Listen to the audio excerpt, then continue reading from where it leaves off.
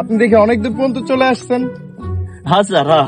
আচ্ছা, তাহলে এই ধাপ কমপ্লিট হলে তো আপনি সরকারি চাকরিজীবী হয়ে যাবেন। আপনাদের দোয়া স্যার, অবশ্যই অবশ্যই। আপনার দেখতেছি অনেক কনফিডেন্স আছে। হ্যাঁ স্যার, কনফিডেন্স মানে বুঝেন না, নিজের যোগ্যতায়, নিজের এক্সপিরিয়েন্স, আমার প্রত্যেকটা পরিশ্রম, প্রত্যেকটা অভিজ্ঞতা দিয়ে আমি এখানে আসছি, অনেক কষ্ট করে আসছি। তাহলে এই যে আমার পর্যন্ত যে আসছেন, কাউকে কিছু দেওয়া লাগে নাই?